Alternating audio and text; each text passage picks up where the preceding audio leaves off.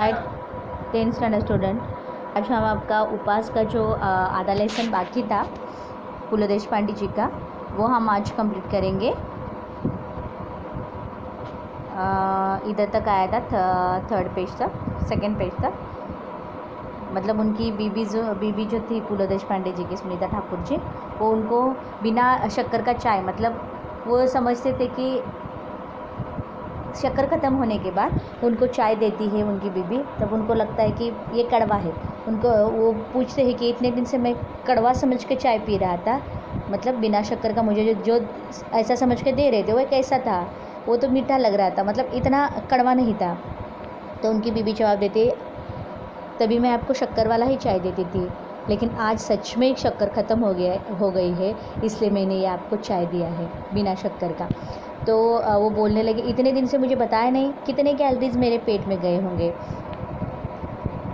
म्हणजे खलास, अगं किती लाख कॅलरीज गेल्या असतील माझ्या पोटात, कसली कमी होतं आहे वजन माझं, पण सांगितलं का नाहीस मला। फिर वो गुस्सा करते, अब मुझे कितनी किलो कैलोरीज मेरे पेट में गई होगी, आपने बताया नहीं मुझे। इतना डाइट करके या तो इतना मतलब कंट्रोल करके डाइट करके कुछ फ़ायदा नाही है। उगीच आरडाओरड नका करू, वजनाचं ते काय मेलं, होईल हळूहळू कमी, आणि कोणाचं मागून खात नाही म्हणावं, स्वतः कमवून खातो। वाढलं तर वाढू दे वजन, मुलांना देण्यासाठी लाडू काढून बशीत ठेवत, आणि माझ्या वजनाक्षय संकल्पाला आणखी नवे सुरुंग लावीत ती उद्गारली। फिर उनकी बीबी बोलने लगती है, ज़्यादा मत आप आवाज़ मतलब चिल्लाए मत, आपके वेट का क्या, जाने दो, हो जाएगा वो धीरे धीरे कम, लेकिन किसी का हम लेके खाते नहीं ना, बढ़ गया तो बढ़ गया, जो भी है वेट बढ़ गया। तो छोटे बच्चों को लड्डू देते हुए ये बात उनकी बीबी कह रही थी। लाडू कशाला केले, साखर असेल त्यात, ईश, साखरेशिवाय लाडू आमच्या नाही घराण्यात केले कुणी। तात्पर्य, चहा बिना साखरेचा होता हे खरं, परंतु लाडवाच्या रूपाने काही कॅलरीज पोटात गेल्याच। फिर पुल देशपांडे जी बोलते हैं, लाडू क्यों किए। फिर वो बोलने लगी उनकी बीबी, वो बोलने लगी उसमें शक्कर रहेगी। तो उनकी बीबी बोलेंगी, हाँ तो क्या, बिना शक्कर के लाडू मेरे घराने, मतलब मेरे घर में किसी ने किए नहीं, तो उन्होंने बिन शक्कर का चाय पिया, लेकिन वो खुद को कंट्रोल नहीं कर पाए और उन्होंने वो लड्डू खाया। दोरीवरच्या उड्यांचा फक्त एकदा प्रयत्न केला व पहिली उडी शेवटची ठरली, कारण 8x10 आमच्या दिवाणखान्यात प्रथम दोरी संपूर्ण फिरवणे अवघड। एकदा डोक्यावरून दोरी पलीकडे गेली, ती ड्रेसिंग टेबलावरच्या तेलाच्या व औषधाच्या बाटल्या खाली घेऊन आली। दुसऱ्यांदा अर्धवट गॅलरी आणि अर्धवट घरात राहून दोरी फिरवली ती आचार्य बर्व्यांच्या गळ्यात। त्यांचा माझ्यावर आधीच राग होता। मी उपवास करतो हे कळल्यावर चाळीतली सारी मंडळी समाचाराला येऊन गेली, परंतु आचार्य बाबा बर्वे शेजारच्या खोलीत असूनही आले नाहीत, कारण उपवास हे त्यांचे खास राखीव कुरण होते। हा दुष्टपणा माझ्या गळ्यात दोरी अडकवून केलात हे ठीक झालं, पण तुमच्या वयाला न शोभणाऱ्या या धिंगामस्तीला दुसरा कोणी माझ्यासारखा बळी पडला असता तर तुमची धडगत नव्हती। मी तुम्हाला क्षमा करतो, पण मी हे मुद्दामून केलं नाही आचार्य। अहो, वजन कमी करायला दोरीच्या उड्या मारतोय मी, काही उपयोग होणार नाही का म्हणजे जिभेवर ताबा नाही तुमचा, संयम हवा, मनाची एकाग्रता हवी। त्यासाठी प्रथम म्हणजे काही गोष्टी सोडाव्या लागतील। फिर वो क्या करते हैं, रस्सी मतलब जंपिंग करना, रस्सी से जंपिंग करते हैं। और उनकी जो चॉल में रहते थे वो, तो चॉल में छोटी रूम रहती है, और उस रूम में रस्सी से एक दिन वो ये मतलब जंपिंग करने लगते हैं। तो टेबल पे जो मेडिसिन रहती है और बोटल्स रहती है दवाई की, वो भी नीचे गिरती है।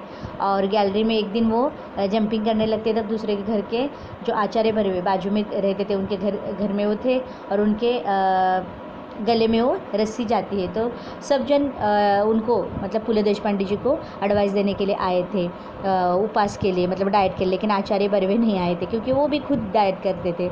और फिर वो उनको बोलने लगे कि अगर दूसरा कोई रहता तुम मतलब चुप नहीं बैठता, लेकिन मैं अभी अब हमारे पड़ोसी हो इसलिए, लेकिन मैं बोल रहा हूँ कि आप डाइट वाइट से अच्छा आप अपने बातों पे, अपने मुंह पे कंट्रोल करो, मतलब संयम रखना, मतलब कंट्रोल करना खुद को, बहुत ही ज़्यादा बोलना, जिधर बोलने की ज़रूरत है उतना ही बोलना, उनका कहने का मतलब था।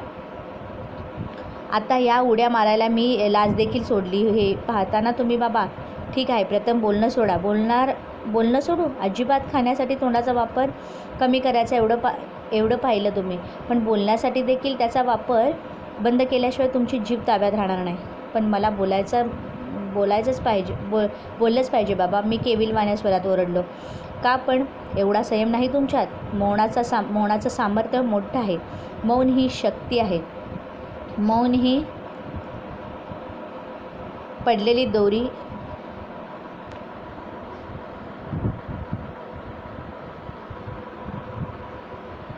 मौन ही शक्ति है. मौन ही इतना ही बोल के रुक जाते. वो बोलते हैं कि आपका अपने टंग पे कंट्रोल नहीं है. आप क्या करो, बोलना कम, मतलब कम करो, और क्या करो, खुद पे, अपनी बातों पे, जो बातें बहुत सारी करते हो ना, उससे ज़्यादा अपने आप पे कंट्रोल आप करो. फिर वो बोलते हैं मुझे तो बोलना ही चाहिए, मुझे बोलना ही पड़ेगा. पु ल देशपांडे जी बोलते हैं मग मी टेलिफोन ऑपरेटरवर मौन करना मतलब कुछ न बोलना. उड्या मारायच्या माझ्या दोरीचे एक टोक हातात धरून बाबा 1 तास मौनाचं महत्त्व या विषयावर बडबडत होते. शेवटी त्यांचा वाक्यप्रवाह अडवून मी ओरडलं, पण बाबा मी बोललो नाही तर खाऊ काय? म्हणजे बोलण्याचा आणि खाण्याचा संबंध काय? मी टेलिफोन ऑपरेटर आहे बाबा, दिवसभर बोलावंच लागतं. फिर वो बाबा आचार्य बर्वे जी, वो उनको क्या कर रहे थे, वो भी एक आचार्य बर्वे लेखक थे. उन्होंने उनको बोला कि देखिए पु ल देशपांडे जी, आप अगर मतलब उनको पंत कहते थे, अगर आप खुद पे कंट्रोल नहीं करोगे मुंह पे, तो आपका वेट नहीं कम हो जाएगा. तो वो बोलते हैं कि लेक्चर देने लगे वो. फिर पु ल देशपांडे जी बोलते देखिए मैं अगर बोलूँगा नहीं तो मैं खाऊंगा क्या? फिर वो बोलते हैं कि खाने का और उसका संबंध क्या होता है? तो पु ल देशपांडे जी कहते हैं कि मैं क्या करता हूँ, फ़ोन ऑपरेटर का जॉब करता हूँ, और मुझे तो उधर बोलना ही पड़ेगा.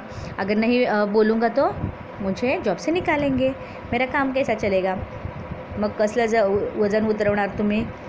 अत्यंत कारुण्यपूर्वक कटाक्ष टाकून बाबा गेले आणि त्यांच्या गळ्यात पडलेली दोरी मगाशी मी गच्च आवळली का नाही या विचाराने मला पश्चाताप झाला. मग मात्र मी चिडलो आणि निश्चय केला की बस, यापुढे उपास, वजन उतरेपर्यंत उपास. मला ही काटकुळा झाल्याची स्वप्ने पडू लागले. भरल्या ताटावर मी उठलो. बिन साखरेचा आणि बिन दुधाचाच काय, पण बिन चहाचा देखील चहा पिऊ लागलो. साखर पाहिले की माझ्या अंगाचा तिळपाट होऊ लागला. केवळ पाण्यावर मी जगू लागलो.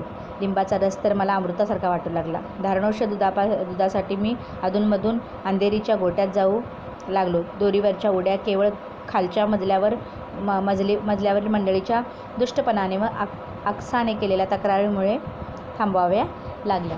उन्होंने फिर आचार्य बर्वे जी बोलने लगे, जाने तो आपसे तो नहीं होगा और आपका वेट तो कम नहीं होगा. उसके बाद आचार्य बर्वे बोलने लगे, आप अभी वज़न कम करना छोड़ दो करके.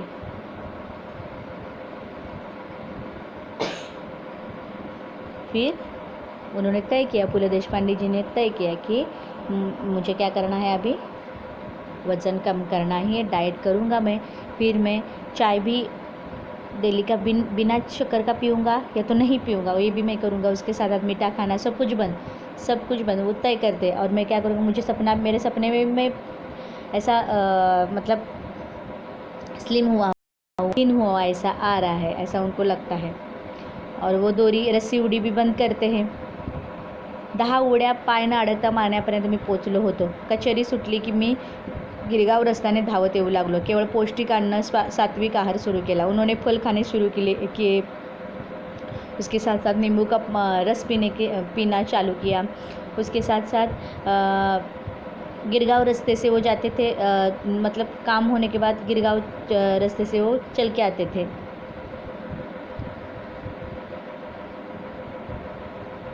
और पौष्टिक और अच्छा अन्न वो खाते थे. जवळजवळ 10-12 दिवस हा क्रम चालू केला. माझ्यातला फरक मलाच कळत होता. लहान मुले बी पेरले की रोप किती वाढेल हे रोप आपटून पाहतात. त्याप्रमाणे रोज संध्याकाळी काट्यावर वजन करावे असे वाटत होते मला. वो डेली क्या करते थे, अपना वेट चेक करते थे.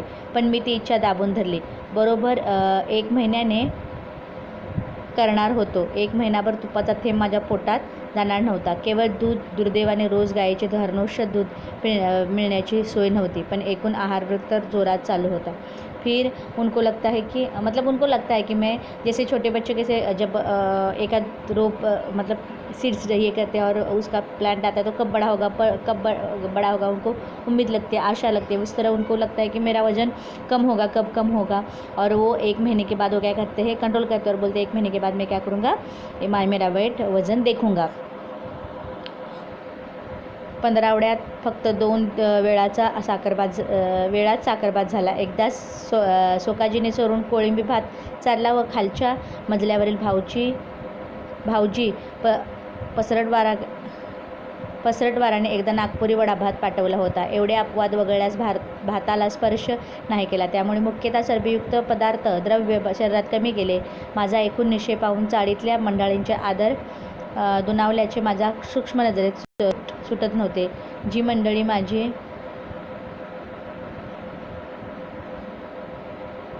माझ्या डाएटची आणि उपवासाची चेष्टा करत होती त्यांनीच पंत फरक दिसतो अशी कबुली द्यायला लागली. सुरुवात केली म्हणजे मतलब 15 दिन में मतलब अपने बताने लगे डाइट के बारे में.